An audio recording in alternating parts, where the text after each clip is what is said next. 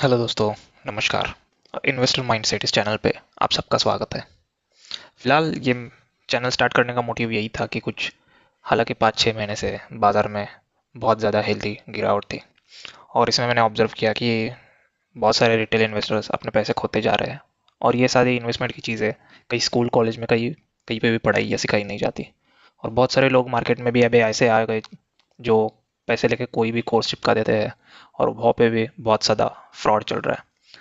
तो इसीलिए मैंने ये इनिशिएटिव लिया है कि मैं फ्री में स्टॉक मार्केट के रिलेटेड वीडियोस बनाऊंगा और लोगों को अवेयरनेस और कुछ चीज़ें जो पैसे लेके दूसरे लोग सिखाते हैं वो फ्री में सिखाने की कोशिश करूंगा।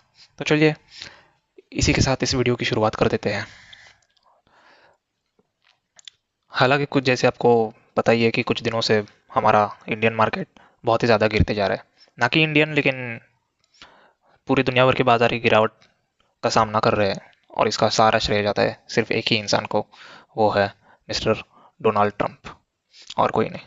ये जब इलेक्शन ख़त्म हुआ था इसके बाद यूएस मार्केट बहुत ज़्यादा ऊपर गया था, लेकिन वो भी तेज़ी ज़्यादा दिन तक टिकी नहीं। रीज़न बीइंग कि जैसे ही वो इलेक्ट होके आ गए उन्होंने सारे कंट्रीज़ के साथ ट्रेड वॉर शुरू कर दिया और इसके कॉन्सिक्वेंसेस वो उनके बाजार में भी फेस कर रहे हैं।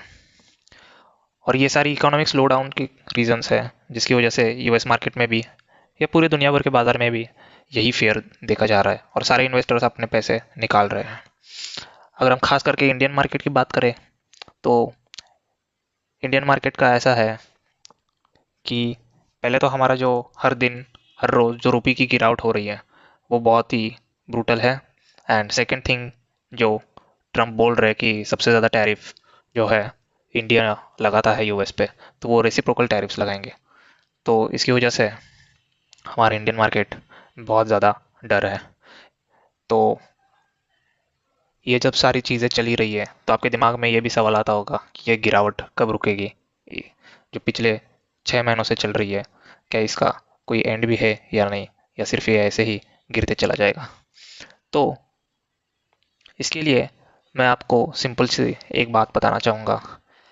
ये गिरावट तभी रुकेगी जब ये ट्रम्प टैरिफ्स का खेल ख़त्म करेंगे। इवन वॉरेन बफेट ने भी बोला है कि ये जो आप कर रहे हो, टैरिफ्स की जो वॉर चल रही है, ये बिल्कुल भी अच्छी नहीं है और इससे मार्केट की वॉलेटिलिटी डे बाय डे बढ़ती जा रही है।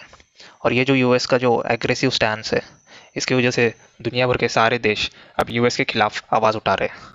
जैसे कि फॉर एग्जांपल देखा हमने कि कनाडा पे पहले तो यूएस ने 25% टैरिफ लगाया था, फिर कनाडा ने भी यूएसए पे 25% की टैरिफ लगा दी। ये देखकर डोनाल्ड ट्रंप को गुस्सा आया और उन्होंने फिर से कनाडा पे अभी 50% की टैरिफ की अनाउंसमेंट की। ऑल्सो इन एडिशनल उन्होंने चाइना पे फिर से 20% की टैरिफ लगा दी। और वो यहाँ पे भी रुके नहीं है, वो बोल रहे हैं कि मैक्सिकन एंड यूरोपियन गुड्स पे भी आगे जाके वो टैरिफ्स लगाएंगे। अगर यही सब चलता रहा तो यूएस मार्केट में भी बहुत ज़्यादा गिरावट देखने को मिलेगी, क्योंकि टैरिफ्स की वजह से यूएस में जो प्रोडक्ट्स जा रहे हैं वो महंगे हो गए और महंगे प्रोडक्ट्स अगर होंगे तो आम जनता के पॉकेट पे वो इम्पैक्ट आएगा। तो इस बीच अगर इन्वेस्टमेंट के लिए कोई सेफ प्लेस या हेवन कोई देख रहा है तो बहुत सारे लोग एक चीज़ को देख रहे हैं और वो कोई और चीज़ नहीं बल्कि गोल्ड है।